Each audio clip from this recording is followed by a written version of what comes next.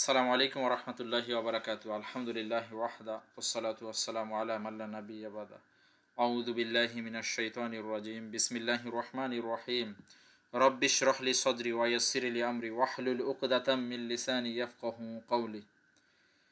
তো আমি আজকে আপনাদের সামনে যে বিষয়টা সিলেক্ট করেছি সেটা হচ্ছে সদাচরণ। তো সদাচরণ কতটা গুরুত্বপূর্ণ। সদাচরণের অপর নাম হচ্ছে হুসনুল খুলুক, অর্থাৎ উত্তম চরিত্র।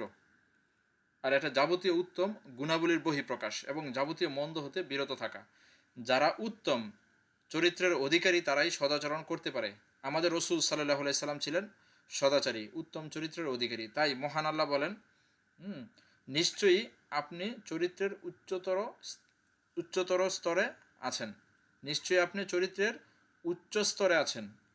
হ্যাঁ, সূরা আল কলম ৬৮ নম্বর সূরা ৪ নম্বর আয়াত আল্লাহ সুবহানাহু ওয়া তাআলা বলেন কি, নিশ্চয়ই আপনি উত্তম চরিত্রের, আপনি কি চরিত্রের উচ্চ স্তরে আছেন, রসুল কি উচ্চ স্তরে আছেন। আয়েশা রাদিয়াল্লাহু তাআলা বলেন, রসুল সাল্লাল্লাহু আলাইহি সাল্লাম বলেছেন, হে আয়েশা, আল্লাহ কোমল, তিনি কোমলতাকে ভালোবাসেন। আর তিনি কোমলতার প্রতি যতটা অনুগ্রহ করেন, কঠোরতা বা অন্য কোনো আচরণের প্রতি ততটা অনুগ্রহ করেন না। মুসলিমের অপর বর্ণনায় আছে, একদা রসুল সাল্লাল্লাহু আলাইহি সাল্লাম আয়েশা রাদিয়াল্লাহু তাআলা আনহুকে বললেন, কোমলতা নিজের জন্য বাধ্যতামূলক করে নাও। কি বলছে? আয়েশা রাদিয়াল্লাহু তাআলা আনহুকে বললেন, কোমলতা নিজের জন্য বাধ্যতামূলক করে নাও এবং কঠোরতা ও নির্লজ্জতা হতে নিজেকে বাঁচিয়ে রাখো। কঠোরতা এবং নির্লজ্জতা হতে নিজেকে বাঁচিয়ে রাখো। কারণ যার মধ্যে নম্রতা ও কোমলতা থাকে তার সৌন্দর্য বৃদ্ধি হয়। কি বলছে? যাদের মধ্যে কি নম্রতা ও কোমলতা থাকে তার সৌন্দর্য বৃদ্ধি হয়। আর যার মধ্যে কোমলতা থাকে না তা দূষণীয় হয়ে পড়ে। সহি মুসলিম হাদিস নাম্বার 2593, সহি আত তারগিব ও তারহিব হাদিস নাম্বার 2664, মিশকাত হাদিস নাম্বার 5068। এখানে কয়েকটা কথা বলছে, আমি যদি আবার একটু রিপিট না করলেই নয়। কি বলছে? আয়েশা রাদিয়াল্লাহু তাআলাকে বলছেন কি, কোমলতা নিজের জন্য বাধ্যতামূলক করে নাও। মানে এটা মনে করো তুমি বাধ্য এটা করতে, তোমার কোমল ব্যবহার করতে হবে সবসময়। এবং কঠোরতা ও নির্লজ্জতা, আমরা অনেক সময় কঠোর হই না, যে কঠোরতাকে এবং নির্লজ্জতা, মানে অনেকের তো লজ্জা নাই, নির্লজ্জ, যা মুখে এসে তাই বলে দেয়, নির্লজ্জতা হতে নিজেকে বাঁচিয়ে রাখো বলছে। কারণ যার মধ্যে নম্রতা ও কোমলতা থাকে তার সৌন্দর্য বৃদ্ধি হয়। নম্রতা ও কোমলতা থাকলে আপনার আচরণের সৌন্দর্য বৃদ্ধি হবে। হ্যাঁ, আপনার সৌন্দর্য অনেক গুণ বৃদ্ধি পাবে। আর যার মধ্যে কোমলতা থাকে না তা দূষণীয় হয়ে পড়ে। একটা মানুষ যদি কঠোর হয় তাহলে তার চরিত্রে দূষণীয় হয়ে পড়ে। তো বস্তুত নম্রতা ও কোমলতা ব্যক্তি সৌন্দর্যবর্ধক। একটা ব্যক্তি, তার গায়ের রং কি, হ্যাঁ, কালো না ধলো, বেটে না লম্বা, ডাজন্ট ম্যাটার। একটা ব্যক্তি যদি নরম কোমল হয় তাহলে ওই ব্যক্তির নরম কোমলতা তার সৌন্দর্যকে বৃদ্ধি করে দেয়। আর যেখান থেকে নম্রতা ও কোমলতা প্রত্যাহার করা হয় তা ত্রুটিপূর্ণ হয়ে পড়ে। যে জায়গা থেকে আপনার কি নম্রতা কোমলতা প্রত্যাহার করা হয় তা ত্রুটিপূর্ণ হয়ে পড়ে। আর সদাচরণ বা কোমলতা কেবল মানুষের আচরণের সাথে সম্পৃক্ত। সদাচরণ বা কোমলতা কেবল মানুষের আচরণের সাথে সম্পৃক্ত। এই মহৎ গুণ মানুষ ছাড়া কোনো পশু, পাখি বা জড়বস্তুর মধ্যে থাকতে পারে না। তাই সদাচরণের গুরুত্ব মানব জীবনে অপরিসীম। মহান আল্লাহ বলেন, ভালো এবং মন্দ সমান হতে পারে না, মন্দ প্রতিহত করুন উৎকৃষ্ট দ্বারা। মন্দকে প্রতিহত করতে হবে কি? উৎকৃষ্ট দ্বারা।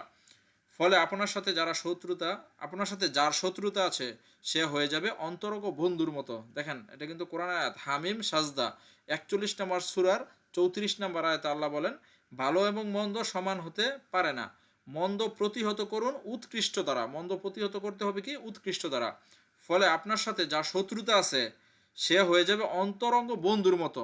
আপনি যখন কি উৎকৃষ্ট আচরণ করবেন, ভালো ব্যবহার করবেন, নম্র আচরণ করবেন, সে আপনার সাথে কথা বলে, আপনাকে সালাম দিবেন, হ্যাঁ, সালাম দিয়ে তার সাথে কথা বলবেন, দেখবেন যে আস্তে আস্তে সে আপনার অন্তরঙ্গ বন্ধু হয়ে যাবে।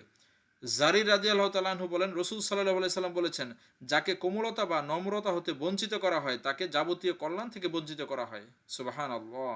সহিহ মুসলিম হাদিস নাম্বার 2592 এবং মিশকাত হাদিস নাম্বার 5069। জাবির রাদিয়াল্লাহু তাআলা বলেন, আল্লাহ রাসূল সাল্লাল্লাহু আলাইহি সাল্লাম বলেছেন, যাকে কোমলতা বা নম্রতা হতে বঞ্চিত করা হয় তাকে যাবতীয় কল্যাণ থেকে বঞ্চিত করা হয়। যাবতীয় কল্যাণ থেকে বঞ্চিত করা হয়, বলা হয় না কোন কল্যাণ, মানে কোনো কল্যাণই নেই, সব কল্যাণ থেকে তাকে বঞ্চিত করা হয়। যার মধ্যে কি কোমলতা ও নম্রতা হতে তাকে বঞ্চিত করা হয়। যার মধ্যে নম্রতা নাই, কোমলতা নাই, হ্যাঁ, তাদের কাছ থেকে কি যাবতীয় কল্যাণ থেকে বঞ্চিত করা হয়। তো উপযুক্ত আলোচনা হতে প্রতীয়মান হয় যে মুসলিম নারী পুরুষ সকলকেই কোমলতা ও নম্রতা অবলম্বন করতে হবে, কেননা কোমলতা মানব চরিত্রের এক অনুপম বৈশিষ্ট্য, যার অভাবে মানুষ ইহকাল ও পরকালে বঞ্চিত হয়। আবার উক্ত গুণের কারণে মানুষ দুনিয়া ও আখিরাতে অনেক কিছু অর্জন করতে পারে। তাই বলতে হয়, বিনয়ে জয় অহংকারে ক্ষয়।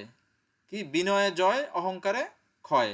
এই গুণের অভাবে মানুষের পার্থিব জীবনে নেমে আসে অশান্তির ঘনঘটা। রসুল সাল্লাল্লাহু আলাইহি সাল্লাম বলেছেন, তোমাদের মাঝে সেই ব্যক্তি আমার নিকট অধিক প্রিয় যার চরিত্র উত্তম।